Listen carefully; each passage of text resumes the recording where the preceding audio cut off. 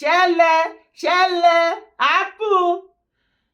Family PA allegedly linked to kidnappers in abduction of ex-minister Adelabu's sister. Police. The Oyo State Police Command has revealed that a personal assistant attached to a member of the family of former Minister of Power, Adebayo Adelabu, allegedly worked with kidnappers who abducted his sister and 2 children in Ibadan. Òtítọ́ ọ̀rọ̀ pọ́nbélé tó ń ṣẹlẹ̀. Òun lẹ gbọ́ yẹn. Chief Sunday Igboho ló ṣiṣẹ́ yẹn. Gẹ́gẹ́ bí wọ́n ṣe pè mí tán ṣe àlàyé fún mi. Lára àwọn ọlọ́pàá tó wá láti Àbújá tí wọ́n wá sí Ìbàdàn tí wọ́n dẹ̀ ní pé òkè a kì í kọjá níwájú ilé ọba ká má kọba tí wọ́n lọ sọ́dọ̀ Chief Sunday Adéyẹmọ Ìgbòho lọ sílé wọn láti kí wọn láti fọ̀rọ̀ jomi tó rọ̀ ọ̀rọ̀. Ibi tí ọ̀rọ̀ yẹn ti ń ṣẹlẹ̀ ní Chief Ìgbòho ti wá sọ fún mi pé kí ni àwọn ìgbésẹ̀ tẹ́ ti gbọ́ ǹjẹ́ gbé ní information further lórí ọ̀rọ̀ àwọn sister Adelabu tí wọ́n jí gbé àtàwọn ọmọ ẹ̀. Òṣà wá jẹ́ kó yé àwọn ọlọ́pàá yẹn látàbújá o wípé ìgbésẹ̀ ń lọ burúkú ń bẹ̀ àwọn dẹ̀ ti fẹ́ gbá wọn mú báyìí. Ṣebí opposite Laurel Hotel ni ìṣẹ̀lẹ̀ yẹn ti ṣẹlẹ̀. Ṣebí rí building yẹn bí wọ́n ṣe wo. That is just that.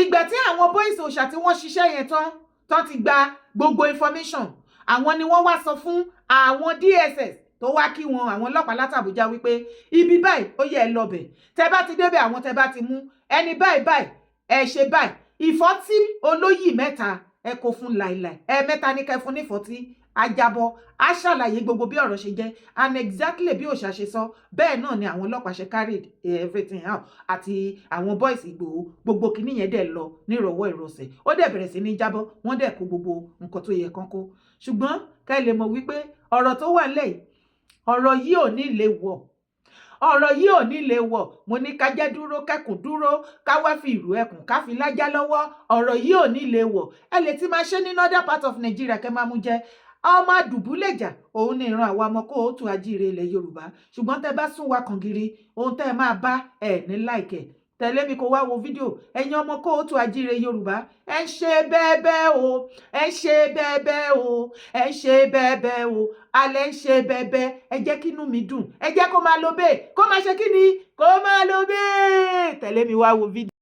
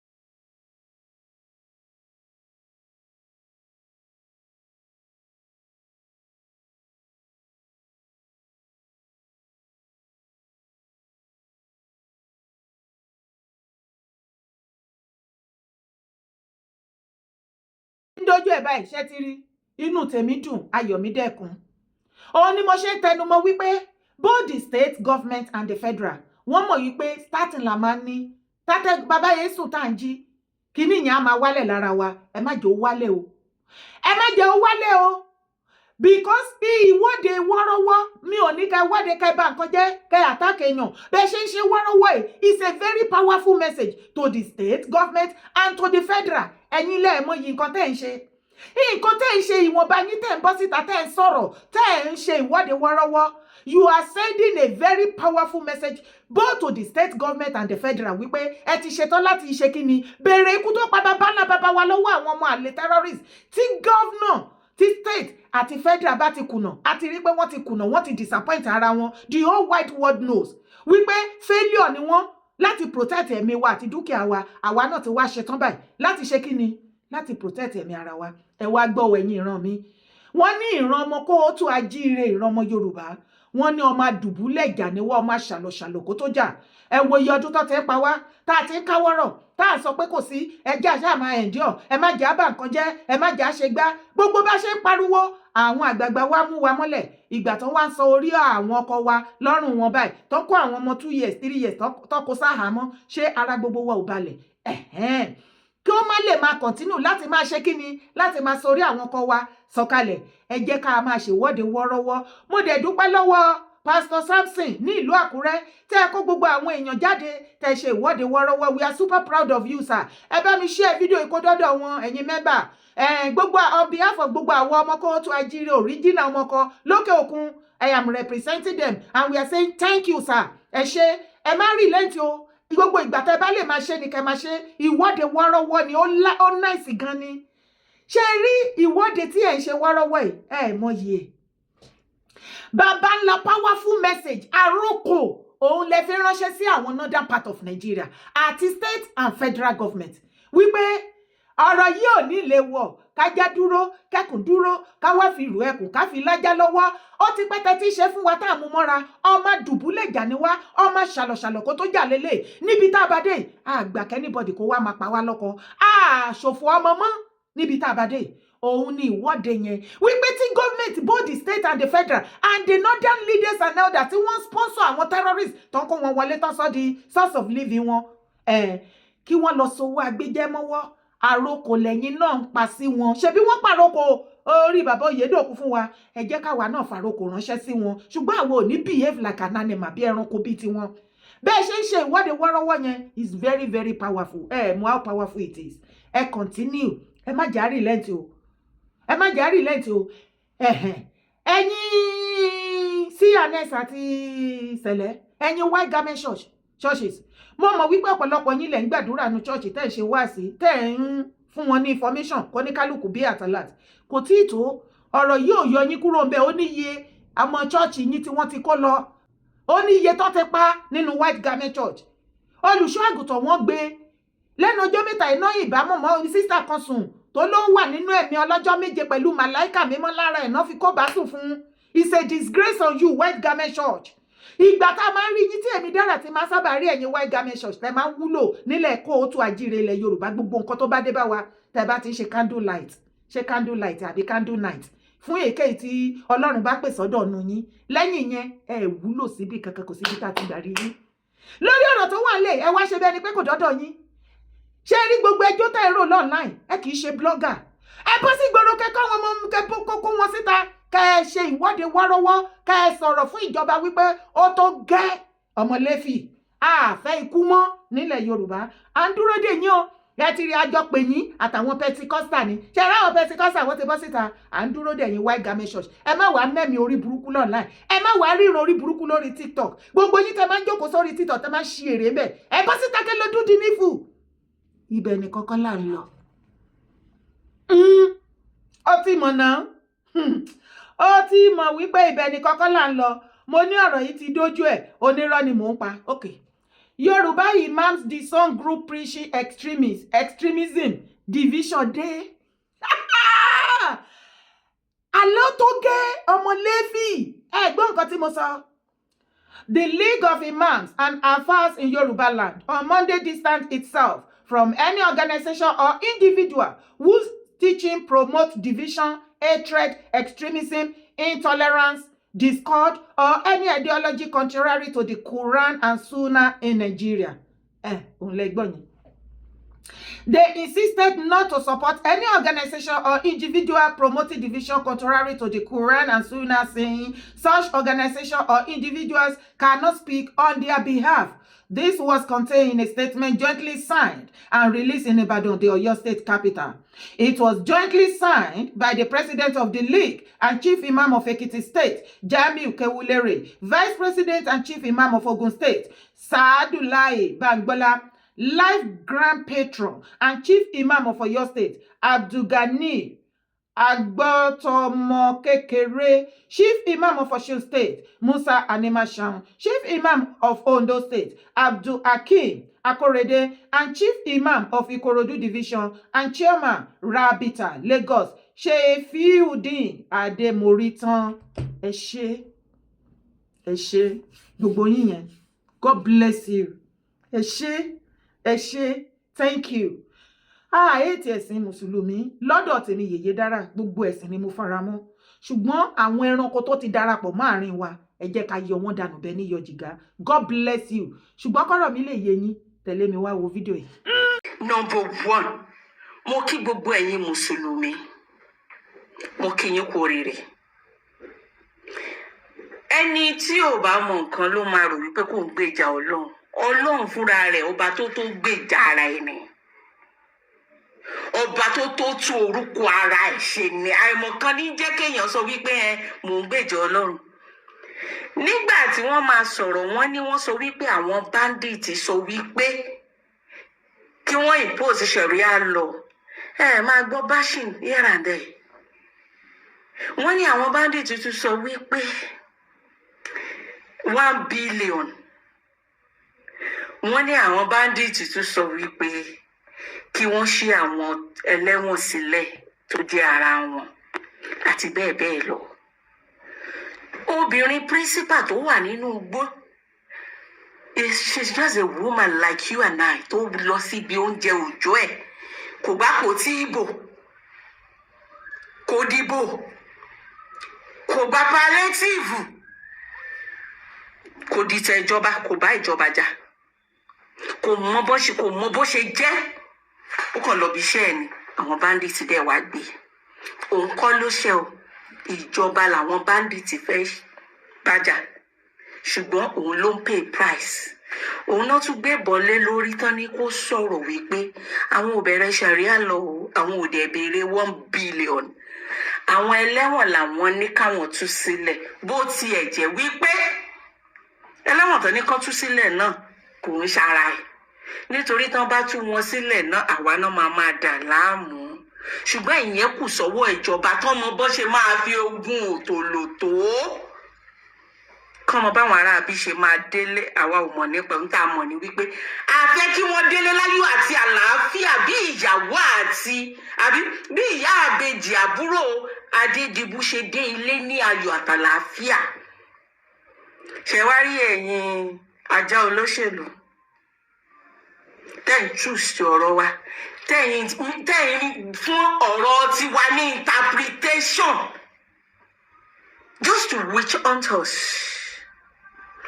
Tẹ́yìn competition ẹ wá ṣe rí tí Ọláyínká Bello nígbà tí mo rí tó sign petition tó lòun forward yẹn, kò jọ mí lójú torí wípé mo mọ ibi tó ń dùn. Akamẹ́wọ̀làkà pẹ̀lẹ́ kí tiẹ̀ lórúkọ mùsùlùmí ẹ̀ jàre, kí lè máa pè ẹ́. Ojú tún gbà mí tì lẹ́ẹ̀kan sí fún ẹ Mẹ́wọ̀làkà. Fídíò jáde tàì jáde, ó dẹ̀ ń jẹ́ kán máa bú, kó fẹ́ máa jẹ́ kán máa béèrè wípé ìran wo ló ti wá, àbí àwọn fámìlì ọmọ ilẹ̀ ibo ni ẹ nílẹ̀ kó tó àjíire ilẹ̀ Yorùbá. Ìran ire ló ti wá, ṣe bá wa ta jọjọ́ ọmọ ìran kan náà rèé. Iléṣà tó ti wá, wọ́n gbájúmọ̀, wọ́n gba láfẹ̀, olóríire ẹ̀dá lọmọ Iléṣà. Àwọn ọmọ Iléṣà ọmọ olóbì kan wọ́wọ́ tiri wọ́, ọmọ olóbì kan wọ̀wọ̀ tiri wọ̀. Wọ́n lélẹ̀ tó bá jẹ́ tẹni awọ̀ sẹ́rù ẹni, èyí tí ò bá jẹ́ tẹni irú wọn wọ̀ sínú igbó. Ẹranko burúkú ló máa múrú wọn jẹ. Wọ́n ní kò sí nǹkan tó ń fọ̀gẹ̀dẹ̀ ṣe níjẹ̀ṣà lúléṣà, ẹyẹlé jẹ́.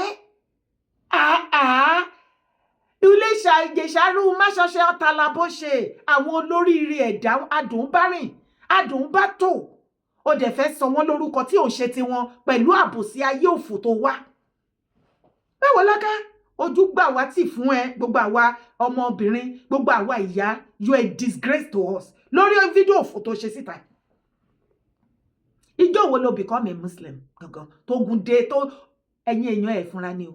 Mẹ́wọ̀ọ́láká ẹ̀sìn mùsùlùmí ó ti gbòdì lára Mẹ́wọ̀ọ́láká o ẹ̀sìn ti gbòdì lára gẹ́yìí o ó ti ní lára o torí tí ò bá ní ẹ lára ó kì í rárá fi balẹ̀ kó tiẹ̀ máa rárá fi wòye nǹkan tó bá ń ṣẹlẹ̀. Okay, mama principal wà ní dungeon àwọn terrorists wọ́n gbébọn sí létí lótìtọ́ this time around wọ́n jẹ́ ká rí traces ìbọn yẹn ṣùgbọ́n Mẹ́wọ̀ọ́láká àwọn nǹkan tí kò yí ẹni mo ní kí wá pàkíyèsí ẹ̀ sí o ṣé o rí bó ṣe fòfẹ́rẹ́ tó sáré bọ́ síta ẹ̀ you are a disgrace to yourself. Ojúde ìgbà mi tì fún ẹ wípé o ní o ti bímọ o marry àbíyamọ ni ẹ ìbàjẹ́ kó jẹ́ ìwọ ló wà lọ́dọ̀ àwọn terrorists yẹn àbí lára àwọn ọmọ ẹ ìkànnì ẹ̀ náà. Ara àwọn fídíò tí woman yìí ti ṣe jáde àti other sister tí wọ́n pọmọ sẹ́yìn gbogbo wa la rí wípé àwọn terrorists máa ń gbọ́pàá sí wọn lẹ́yìn. Ẹ fàyèrè balẹ̀ kẹ́ gbá analysis kẹ́ gbá láyé mi o àti wọ Mẹ́wọ̀ọ́láká ẹ bá mi share fídíò ìkódọ́dọ̀ ẹ̀ torí ìdí ló fi máa ń ronú ẹ̀yin ò lè máa kó gbogbo wèrè láti ran orí dé kánẹsẹ̀ kó bó gbogbo ẹ̀ mọ́ra kó wá rò pé ọpọlọ ya straighten orú ti mú ẹ lọ́pọlọ o ò lè dánú rò mọ́ wo bó ṣe sọ̀rọ̀ ẹ̀ di ránhunrànhun o ò jọyàn o ò jọ eégún àmọ́ bí tá a lè place ẹ símọ́ láàrin àwọn ọmọ kó o tún original ilẹ̀ kó o tún àjíire torí ìmúra ẹ ti gbòdì gbogbo nǹkan ẹ̀sìn mùsùlùmí ti gbòdì lára ẹ ṣé o rò wípé gbogbo ránran tó kó sí tó o jọyàn ó dàbí ẹranko ó jọ eégún ó wùyàn nílẹ̀ Yorùbá kò jẹ́ kó ọpọlọ ẹ pé mọ́ ó rò wípé gbogbo ránran tó ń kó sí tó ń gbá yìí kiri ilẹ̀ ó rò wípé òun ni wọ́n fi máa wọ ọ̀run òun ni Allah fi mọ̀ wípé òun ṣe ẹ̀sìn eye service náà pé àwọn tó bá nínú ẹ̀ṣẹ̀ tán bí sínú ẹ̀ṣẹ̀ tán há wọn ní ìgbà tí wọ́n rí òtítọ́ àwọn gan ti ṣí ojú Mẹ́wọ̀ọ́láká gbábòsí lọ kó sì dànù ṣùgbọ́n wá gbálàyé mi tán.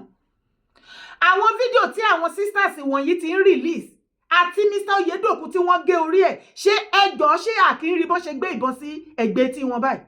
Okay, kó o lè mọ̀ àtẹ̀yìn èèyàn mi ká lè mọ̀ kúlẹ̀kúlẹ̀ àwọn ọ̀rọ̀ yìí kí ló dé tó ṣe jẹ́ pé ìgbà tí wọ́n ní kí woman yìí wá deny àbí kó debunk kan tó kọ́kọ́ bẹ̀rẹ̀ at the beginning kí ló dé tó ń gbébọn sí létí this time around. Ìgbà tí woman yìí tún máa sọ̀rọ̀ lọ ó ní ijó tó ṣe fídíò yẹn bóyá àná ó lóun ló pé 24 days tó ti wà ní dungeon of terrorists 24 days láti 24 days ago ní ọ̀rọ̀ yìí ti jáde o tó ti ń jẹ́ rìnrìn wọ́n kọ́kọ́ bọ́ síta wọ́n ní àwọn kọ́kọ́ fẹ́ ṣe meeting pẹ̀lú gọ́fúnà tó já sí wípé ṣé Mákindé padà bọ́ síta pé òun ó ti lọ rí wọn o àbí kò lọ rí wọn ìwọ àtẹ̀mí mọ̀ wípé ó ti lọ rí wọn. Ẹ̀yìn ìgbà tí wọ́n dìmáàdì fún gọ́fúnà mo bọ́ síta mo ní kíní yóò make sense ṣé ẹ rí kidnapping yẹn ó lọ́wọ́ ara lẹ́nu kò dẹ̀ ń ṣe mẹ̀kúnnù àwọn kàǹkà ní ó lọ́wọ́ wọn nú ó ti clean jù kò make sense ṣé ń dé ó di kejì ìgbà tí Mákindé lọ rí wọn ṣó padà bọ́ síta rabaraba pé Mákindé náà fẹ́ rí tá padà máa gbọ́ online wọ́n ní wọ́n dìmáàdì fún 1 billion gbogbo wa dẹ̀ mọ̀ pé bọ́n ṣe máa ń dìmáàdì káàkiri nìyẹn ṣé rọ́ ni Mẹ́wọ̀ọ́láká ṣé o fẹ́ sọ wípé ṣẹ̀ṣẹ̀ ń gbọ́ pé tó bá ti terrorize àwọn èèyàn tó kidnap wọ́n máa ń dìmáàdì fowó torí ó ti wá ń jọ irọ́ létí ti ẹ̀sìn torí ó fẹ́ ṣàbòsí ẹ̀sìn ó fẹ́ sọ wípé irọ́ ni gbogbo wa pa àtijọba ń sìn ṣé orí pò ti ṣẹ̀sìn ṣé orí pò ojoojúmọ́ ló ń para ẹ ó ti fi ra ẹ hàn ó ti jẹ́ ká mọ̀ wípé ọ̀tọ̀ ló rìn láàrin àwọn abiyamọ ilẹ̀ kó tó àjíire ojú èdè máa bó fún nǹkan tó ṣe. àbí kò yẹ ṣé ó ti nígbà tó kidnap any one of them tí wọ́n béèrè ransom wọ́n wá demand fún 1 billion ìyẹn kìíní ẹlẹ́ẹ̀kejì wọ́n ní kọ́kọ́ oúnjẹ wá Mẹ́wọ̀ọ́láká etí inú ẹ fọ́ títà ògbọ́ràn àbí ní Èkìtì some months back wọ́n kidnap màmá arúgbó wọ́n bá sùn títí ìyá yẹn kú sábẹ́ wọn gbogbo media house ní Nàìjíríà ló gbé ìgbà tó ní káwọn á gbé òkú ìyá wọ́n dìmáàdì fún oúnjẹ wọ́n dìmáàdì fowó wọ́n dìmáàdì fún cigarette drug oríṣiríṣi wọ́n tún wá ṣe paríparí ẹ̀ wọ́n wá dìmáàdì fún virgin kan mú virgin wá Mẹ́wọ̀ọ́láká ṣó fẹ́ sọ fún wọn pé wọn ò fún àwọn wèrè yẹn ní virgin kó tó release òkú yẹn àbọ̀rọ̀ wípé gbogbo wa lásùn tọ́pọ̀lọ wá dorí kodò gbogbo wa lámọ̀ pé wọ́n lọ fún àwọn terrorist ní virgin ọmọ wo ni virgin tí wọ́n lọ fi ṣàgbákò tán fi rúbọ òfò àtàdánù yẹn kó máa rónìkùn Nàìjíríà Èkìtì state government. Mẹ́wọ̀ọ́láká gbogbo nǹkan báyìí ṣẹlẹ̀ ìwọ tún bọ́ síta pé irọ́ ni ó yẹ kán kí mùsùlùmí kú oríire kíni. Ṣé ní northern part of Nigeria a kì í rí wọn pé tó bá ti pààyàn tó bá ti fi ṣe iye rádaràda wọn Allahu Akbar ni wọ́n máa sọ sọ́ọ̀tà bọ́ síta ó ní ẹranko ni wọ́n. Ṣé ọmọ iye ọdún tí àwọn sheik àti chief imam ní north tán ti bọ́ síta lórí ọ̀rọ̀ terrorist lọ ilé tó wá ṣẹlẹ̀ báyìí ó ti wá gbé parí ó ti wá fẹ́ máa sọ wípé Allah ti vindicate àwọn mùsùlùmí òpònú. Jọ ṣé àwọn tó ń pààyàn tó bá ti fẹ́ pààyàn Allahu Akbar ṣé ní orúkọ Jésù ni wọ́n sọ àbí eriwo yà òun ni àṣewá ní bìlífù yìí pé mùsùlùmí ni wọ́n àbí gbogbo ibi tí wọ́n ti àtáàkì ní northern party tí wọ́n ń gbé fídíò jáde ẹjẹ́ aṣọ ti Kwara wọ́n bá yé ṣọ́ọ̀ṣì tán ti dáná sun kí ni nǹkan tí wọ́n sọ nígbà tán lọ sí fíléèjì tán dáná sun wọ́n tán kó wọn lọ wọ́n náà sọ wípé wọ́n ní láti gbà fún sharia kán dẹ̀ máa sọ kán change kán become an Islam by fire by thunder wọ́n ní wọ́n kọ́kọ́ ń kọ́ wọn ní ọ̀nà doctrine bó ṣe máa kírun ìgbà tára ìlú sọ wípé àwọn ò kọ́ òun náà padà lọ pa wọ́n Mẹ́wọ̀ọ́láká inú ayé ìkọ́ ló wà ó sọ̀rọ̀ ni sori pé ògbọ́n sori pábòsí bá tiẹ̀ jẹ́ alábòsí ni ẹ́ ò ní kejì inú àbòsí. Owó afọ́fẹ́rẹ́ bọ́ síta oní God has vindicate o ní 1 billion obìnrin yẹn sọ wípé irọ́ ni oúnjẹ ó ní irọ́ ni ó wá ní pátápátá parí ẹ̀ wípé sharia kò dìmáàdì fún sharia kóró gbá lẹ́nu ẹ̀ tó bá jẹ́ wípé nǹkan tó sọ yẹn irọ́ ni kó lè má mọ̀ páwa kan ní ọpọlọ jù ẹ́ lọ. Ọlọ́run á yọ ẹ́ lórí ọ̀rọ̀ yìí wọn ò ní sí lára àwọn tó máa fi kó fáìlẹ̀ ọ̀ràn tó wà nílẹ̀ ilẹ̀ Yorùbá torí tó bá continue with the way you are doing now wàláì àwọn tó fẹ̀yìntì nínú ẹ̀sìn mùsùlùmí by the time tí ọmọ Yorùbá bá ṣe tán pẹ̀lú ẹ̀ wọn ò ní lè gbà ẹ́ lẹ̀ wọ́n á fi ẹ́ kó fá ọ̀rọ̀ tó wà nílẹ̀ torí aṣojúràn ló ṣe àtọjúbọ̀ ló ṣe mi ò sọ wípé ó ṣe jẹ́ mùsùlùmí ṣùgbọ́n téèyàn bá ń ṣe nǹkan èèyàn máa forí pípé ṣe wó ra ẹ̀ náà wá máa rùn wá máa bùtì nínú ooru burúkú nu Nàìjíríà ẹni tó waṣọ tó fẹ́lẹ́ gan gbé fàánù kiri ìwà wá kan àkànpọ̀ bí àlùbọ́sà wàá wá dàbí eégún gbáríyẹ̀ wá máa bùtì ìṣẹ́jú kan gbogbo ọjọ́ tó bá ti bọ́ sọ̀rọ̀ láì ẹ ò ṣẹ̀ṣẹ̀ ò sí ilé látàrí ó ṣẹ lọ sóko gbẹ́nu òṣì lọ èmi dára mi sí ní Nàìjíríà mo ní fáàm kókó sì dànù owó ẹbọ síta wá sọ fún àwọn èèyàn wípé wọn dìmáàdì fún sharia kóró gbá lẹ́nu ẹ tí wọn bá dìmáàdì fún sharia over 24 days tí wọ́n ti dìmáàdì fún kíní ẹ̀ tí gbogbo everybody ti complain nígbà tí wọ́n wá rí wípé àti gbogbo league imam àti chief imam àti gbogbo àwọn olóríire ẹlẹ́sìn mùsùlùmí tó ń darí ẹ̀sìn nílẹ̀ kóòtù àjíire ilẹ̀ Yorùbá tó ń jẹ́ ojúlówó ọmọ kan tó mọ̀ òtítọ́ àtòdodo nǹkan tó ń ṣẹlẹ̀ wọ́n wá kọ síta wípé àwọn ò fọwọ́ sí gbogbo nǹkan tí àwọn terrorists tó demand àtowó àtọ̀pá àti sharia wọ́n láwọn ò wà ìsọpọ́tì àbálọ kò tó ọjọ́ méjì sí wọ́n wá ní kí woman yìí ṣe fídíò síta wípé àwọn ò béèrè gbogbo kinní yẹn irọ́ ló ń pa ìjọ tí wọ́n ti sọ tán ti káwọn pípù yẹn lọ tí a ti pariwo kinní online kí ló dé tó ṣe ti gbé woman yìí jáde bí i the 3rd or the 5th day or 1 week after wípé irọ́ ni o àdìmáàdì fún gbogbo kinní kí ló dé tán dúró kí gbogbo everybody kan sọ wípé irọ́ àti Christian àti oníṣẹ̀ṣe àtọba àtìjòyè àtìjọba a ní gbogbo nǹkan tó dìmáàdì à ní fún wọn àwọn ọmọ àlegúnmí àárín wa tó ń ṣiṣẹ́ papọ̀ pẹ̀lú wọn wọ́n wá sáré lọ bá wọn kí wọ́n sọ fún wọn kán yí ẹnu padà gbogbo wa mọ géèmù tó ń lọ ìwọ wá sọ wípé obìnrin yẹn òun lè sọ kékiní ó ti vindicate yín ọ̀dẹ̀ ni ẹ́ kó o dẹ̀ tẹ̀ ń ṣọ̀dẹ̀ àbòsí ni ẹ́ ṣòro wípé gbogbo ìmúra àti rándanràndan tó ń ṣe tó ló gbèsè mọ́ wèrè o rò wípé á mú ẹ lọ sọ́run ni òun ni Allah ń wò ní àbòsí ló ń ṣe kàn fìyà jẹra ẹ o wá fi tìyàn àwọn ọmọ Saudi o jọ àwọn ọmọ Saudi pẹ̀lú ìmúra àti borí òfò tó ń bò látọ̀ ìkànnà désàlẹ̀ tó ń wọ sọ́ọ̀sì inú ooru burúkú o jọ Saudi o tún jọ Yorùbá gbogbo àlùbáríkà nǹkan tó jẹ́ Yorùbá lára ẹ ọ̀run wá gbé pamọ́ fún ẹ o wá rí rọrùn o jára ayé o jára ọ̀run o jọ anybody yet o ní tìjú tó bá jẹ́ bí ọkọ ẹ ṣe sọ pé kó máa múra bí olóbùkú bí ẹni tí nǹkan ti ṣe òun ló ṣe ń fẹ́ then I am very sorry I will tell you the truth he doesn't love you a bit ẹ̀sìn òní tó bá fẹ́ fẹ́yàn tó ń ṣe ẹ̀sìn míì tó wá convert kò ní kó ṣí èrè Mẹ́wọ̀ọ́láká ẹ̀sìn ti ní ẹ lára ó ti gbé parí ibẹ̀ ni kọ́kọ́ là ń lọ ẹ̀yin èèyàn mi kéré o ẹ gbà wá o gbogbo ọmọ kóòtù àjíire Mr. Sule Ogundare ní Ayédùn Èkìtì ó ti bayé jẹ́ ó ti san ọbànúṣe jẹ́ o. Wọ́n ní Mr. Sule Ogundare ẹ̀yin ọmọ Èkìtì ní ìlú Ayédùn Òkè Ayédùn n'Èkìtì. Wọ́n ní Mr. Sule Ogundare bàbá ẹ̀ òun ni ìmáàmù ní ìlú yẹn. Gbogbo wa la mọ̀ wípé ẹ̀sìn mùsùlùmí kò tí ì fara rọlẹ̀ dáadáa ní Èkìtì dáadáa gbogbo wa la mọ̀. Ìwọ̀nba píníṣẹ́ àwọn èèyàn òun ló ń ṣe ẹ̀sìn mùsùlùmí ní Òkè Ayédùn l'Èkìtì. Ìgbà tí bàbá ẹ̀ ṣaláìsí òun wá take over. Wọ́n ní Sule Ogundare ó ti bayé jẹ́ ó ti bọ̀rún ṣe jẹ́ o ní Òkè Ayédùn. Wọ́n ní kò jẹ́ kéku ó ké bí eku ẹyẹ òkè bí ẹyẹ. Sule Ogundare wọ́n ló ti gbàbọ̀dẹ̀ fókè Òkè Ayédùn. Ó ti lọ pàdé àpòpọ̀ pẹ̀lú àwọn báńdíìtì. Wọ́n ti ń jí àwọn aráàlú gbé bó ti ń pọ́mọ kékeré bẹ́ẹ̀ ló ń gbàgbàlagbà.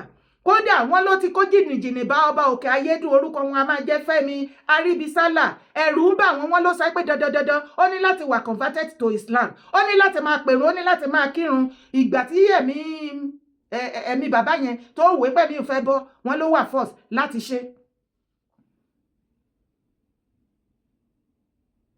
Wọ́n ní kẹ́ máa wo Sule Ogundare tẹ́lẹ̀ kò ní ṣẹ́kọ̀ lábọ̀ tẹ́lẹ̀ o oko náà ló ń dáná o níwọ̀nba ni o ṣàdédé lójijì náà ní owó burúkú yamùrá sí lọ́wọ́ lẹ́nu ìgbà tán nọ́tìsì pé wọ́n bẹ̀rẹ̀ sí ní kidnap ní Òkè Ayédùn wọ́n lówó burúkú wá wọ́wọ́ máa yìí. Wọ́n ní àtàárọ̀ àtọ̀sán báyìí ó máa kó àwọn onílù everybody sẹ́yìn tá máa ṣe yàlà tá máa ṣe yòlò láàrin ìlú lókè Òkè Ayédùn. Wọ́n ló ti kó everybody láyà jẹ báyìí. Eku òkè bí eku ẹyẹ òkè bí ẹyẹ gbogbo ọmọ kóòtù àjíire. Àwọn ọmọ Òkè Ayédùn ní ìlú Èkìtì àwọn níná ní kí n rawọ́ ẹ̀bẹ̀ sí gbogbo ẹ̀yin ọmọ kóòtù. Picture ẹ̀lẹ́ ń wò tó fi fìlà borí tó gbé gíláàsì sójú yìí. Wọ́n ní ká ẹ bá wa pariwo lé lórí o kó má sọ Òkè Ayédùn kó má sọ the northern part of Nigeria. Kó fi ọba kábíyèsí Fẹ́mi Arìbísálà kó fi wọ́n lọ́rùn sílẹ̀ kó dẹ̀ má pa àwọn ọmọ kéékèèké. Wọ́n ló ti lọ gbàbọ̀dé bandit kidnapping sí Òkè Ayédùn o. Ibẹ̀ ni kọ́kọ́ là ń lọ tẹ̀lé mi wá wo fídíò yìí. Gidigidi èmi fúnra mi tí mo bá yín sọ̀rọ̀ ọmọ mi àwọn kidnapper ẹ̀ àwọn á bèrè owó mo wá sọ pé a ní fún ọ lówó àwọn ṣe àwọn mú ọmọ yẹn bí oṣù méjì ó wà pẹ̀lú wọn àsìkò no cash àwọn bèrè 80 million mo ní a ní fún ọ lówó ọmọ yẹn wà lọ pa ọmọ yẹn a dì sí báyà rí ikú ẹ̀. Orúkọ mi ni Alhaji Yakubu Bello Sarkin Fulani ní Ọ̀yọ́ State. Alhaji, gẹ́gẹ́ bí awuyewuye tó ń ṣẹlẹ̀ lórílẹ̀‐èdè Nàìjíríà gẹ́gẹ́ bí ẹ sì jẹ́ Ṣẹ́ríkí Fúlàní fún gbogbo Ọ̀yọ́ State, báwo ni àwọn nǹkan yìí báwo ni ó ṣe rí lára yín àbẹ́ kí ni àwọn nǹkan tí ẹ̀yin náà ti rí sí? Nǹkan tó ṣẹlẹ̀ yẹn nǹkan tí ó dáa ni nǹkan tí ó dáa kò ní orúkọ méjì o kò dáa náà ni. Nǹkan tó ń ṣẹlẹ̀ yẹn pé ìjọba náà ni à ń rò ìjọba kó gbé ìgbésẹ̀ lérí nǹkan tí ń ṣẹlẹ̀ kó ní ìpinnu torí àwọn yẹn tí ń ṣe ìbàjẹ́ àwọn ọmọ ẹnìkankan àwọn fi ẹnìkankan sílẹ̀ àwọn tí ń ṣe ìbàjẹ́ gẹ́gẹ́ bí kidnapper àwọn fi Fúlàní lẹ̀ àwọn fi Yorùbá lẹ̀ àwọn fi Haúsá lẹ̀ àwọn fi Ìgbò lẹ̀ tí ara wa nìkan ló mọ̀ àwọn tá jẹ́ ará ìlú pẹ̀lú àwọn tá jẹ́ ìyá Fúlàní tá wà nínú ìlú ìsọwọ́sowọ́pọ̀ láàrin wa ká kojú dá àwọn tí ń ṣe ìbàjẹ́ kí Ọlọ́run kó tú àṣírí wọn ká fún ìjọba ní sọpọ́tà. ní kíni àti ìbẹ̀rẹ̀ ọba àwọn Fúlàní ní Ọ̀yọ́ State ẹ farabalẹ̀ ẹ fi kí ara burúkú balẹ̀ àti ìbẹ̀rẹ̀ ṣì ń warm up lọ́wọ́ torí gbogbo yín lẹ máa ṣàlàyé gbogbo oríjìnà ọmọ kọ́kọ́ tó ajíire ó yẹ ẹ bá mi sọ fún ọba àwọn Fúlàní Saki Fúlàní ní the whole of Ọ̀yọ́ State and the whole of kóòtù ajíire ilẹ̀ Yorùbá ẹni gbogbo wọn náà ní àlàyé tó máa ṣe una go explain tired níbi tá a bá dé ọmọ kóòtù ajíire torí ẹ bá pé má dìfẹ́ǹdì ẹ ní Fúlàní ọ̀ Haúsá kankan ní àdúgbò yín àbí ní street yín àbí ẹjọ́ ń tajà bí anything gbogbo wọn má rò wípé wọ́n máa fi wà jọ ìwọ ọmọ kóòtù àjíire tẹ́ ẹ máa ń gbàbọ̀dè fún ìran ara yín. Kò sọ́jọ́ tí Fúlàní bọ̀ wá gbàbọ̀dè fún Fúlàní ẹgbẹ́ ẹ̀. Wọ́n ò mọ nǹkan kan pa ẹ̀, wọ́n ò mọ nǹkan kan pa ẹ̀ náà máa sọ. Tó o bá wo northern part of Nigeria tán ti fẹ́ para wọn tán, ṣé wọn ò máa bọ́ síta wípé kò ń ṣàwọn? Báwo lọ̀rọ̀ àwọn eléyìí ṣe wá yà yín lẹ́nu 31 gọ̀? Ó ní wọ́n jí ọmọ òun gbé, wọ́n pa á, kọ́lọ̀ kó tẹ ọmọ ẹ̀ sáfẹ́fẹ́ rere bàbá Sákí. Ẹran ọba ló fi ṣe ọba jẹ. Bẹ́ẹ̀ ni, nígbà tó bá tó àsìkò gbogbo yín la máa shift pátá lọ sí north. Àti ẹ̀ kọ́kọ́ fẹ́ fọ ilẹ̀ kóòtù àjíire ilẹ̀ Yorùbá. A fẹ́ fọ ọmọ jáde kí gbogbo yín tiẹ̀ sì gbádànù. Ẹ padà lọ sílùú yín náà, ẹ má rò ó pin sọ́dọ̀ wa mọ́. Ẹ jẹ́ àkọ́kọ́ tú ilẹ̀ tò náà. Tá a bá wá ṣe tán, tí gbogbo nǹkan bá wá, tá a bá feel like I need yín again, á jẹ́ kẹ́ máa mọ̀. Ṣùgbọ́n lọ́wọ́ yìí, ẹ gbogbo ọmọ kóòtù àjíire olóríire, ọmọ kan, ó yá dúró wám lórí ẹsẹ̀. Lọ́jọ́ ìgbogbo security original ọmọ ọkọ̀ security organization group èkéyìí tó wà registered lọ́jọ́ ìwọ̀n bíi ti ìrù ẹkùn. Tó bá fẹ́ jọ ìrù ẹkùn, tó bá ti gẹ́ẹ̀tì bó ṣe máa gẹ́ẹ̀tì bàbá mi òòṣà pé mi, ṣùgbọ́n mú òtítọ́ sí o mọ̀ pé mi like òtítọ́ gan. Má dẹ̀rọ wípé o lè parọ́ wá bá mi o, ẹ̀mí Ọlọ́run á gbé èdì. Bẹ́ẹ̀ ni, ṣọ́ra lára mi, èmi nìkan kọ́ ni mò ń rìn. Tó bá try mi, ogun ọ̀run tó pọ̀ nípa àti agbára tó rán mi níṣẹ́, wàá jẹ kísà níyà. Má try mi o. Má gbàbọ̀dè ló ń jẹ́ bẹ́ẹ̀ fún ìran Yorùbá, ilẹ̀ á mú ẹ. Mẹ́sẹ̀jì fún gbogbo ẹ̀yin brother and sisters wá tẹ́ dìde tán wípé sẹ́ ẹ join security organization. Ẹ̀mí Ọlọ́run ní kí n sọ fún gbogbo yín, ẹ má gbàbọ̀dè o. Ìwọ tó o bá gbàbọ̀dè, o ní kẹta lórí ilẹ̀, o sì ní kíje, ẹ̀jẹ̀ máa ṣàn ní orí ilẹ̀ kóòtù àjíire. Tó o bá ti gbàbọ̀dè, ikú kankan ò ní yín pa. Bẹ́ẹ̀ bá ń lọ, ẹ mọ̀ lọ wẹ́rẹ́, ẹ mọ̀ bọ̀ wẹ́rẹ́. Ìkọ̀kọ̀ ò ní yín ṣe, ẹ dúró gan bí ọmọ ogun fún ilẹ̀ kóòtù. Àròkò là á fi ránṣẹ́. Wọ́n ti fún wa láròkò burúkú, ẹ jẹ́ àfi tiwa ránṣẹ́ sí wọn. Ẹ jẹ́ kó máa lọ bẹ́ẹ̀. Ẹ̀yin mùsùlùmí, ṣé ti ráwọn kìrìsìtẹ́nì wọ́n ti ya sígboro, wọ́n ti ń ṣe ìwọ́de wọ́rọ́wọ́. Ṣé ti ráwọn oníṣẹ̀ṣe wọ́n ti ya sígboro, wọ́n ti ń ṣe ìwọ́de wọ́rọ́wọ́. Ẹ̀yin ló kù, gbogbo ẹ̀yin líìgì máàmù olóríire ilẹ̀ Yorùbá, lẹ́ẹ̀kan sí adúpẹ́ lọ́wọ́ yín. Ẹ ti ṣe yẹn, ó yẹ ẹ bá wa bọ́ síta. Bẹ́ẹ̀ ṣe lè bọ́ síta láti ṣe ìwọ́de wọ́rọ́wọ́ fún Free Palestine, ó yà ń dúró de ìwọ́de yín. Ìwọ́de ló kù tá fẹ́ rí. Àbí kí lẹ ní mo sọ ẹ̀yin èèyàn mi? Orúkọ tèmi ò yípadà, Ìyèdára Kòwé Kòkòkò ni mò ń jẹ́. Ilẹ̀ Yorùbá ló jẹ mí lógún. I love my land. I love my race. Bet it with me. I too love my people. Ọlọ́run, mi ì fẹ́ kí nǹkan burúkú kankan kó ní ẹ̀yin rárá. Ẹ̀yin youth mi ní Lagos State, kudos to you. Mo ríṣẹ́ ọwọ́ yín. Ẹ jẹ́ kó máa lọ bẹ́ẹ̀. Ẹ má relent o. Gbogbo wa, Gómìnà Jídé Sanwó-Olú, à ń rí iṣẹ́ ọwọ́ yín o. Bẹ́ẹ̀ ṣe ń ṣiṣẹ́, gbogbo àwọn beggars àtobìnrin àtọkùnrin bá ṣe pariwo fún yín, wọ́n ti palẹ̀ wọn mọ́ ní Ọ̀yọ́ ní Lagos State. Ẹjọ́ Ayédatiwa, ṣé o fẹ́ dúró kí wọ́n attack yín l'Ondo State kẹ́ tó lọ get drone? Mákindé of Ọ̀yọ́, olóra drone 7.7 billion. Olóògbà tó 3 weeks kan tó wá fix ẹ̀ títí dì sí ó ti lọ sí a month. Ààrẹ jà rómìnira àgbọ̀n kan kò sọ̀rọ̀ lọ́bẹ̀. Mákindé sọ fún wa ibo ni drone wá wà, àbí kò já 7.7 billion sílẹ̀. Ẹ jẹ́ kó rí gbogbo wa jọ pé o, kì í ṣe gbogbo alámà bẹ̀rù yín o. Bẹ́ẹ̀ ni ilẹ̀ Yorùbá ó ní láti gbérí. Greatest Yorùbá race, greatest kóòtù àjíire race, great.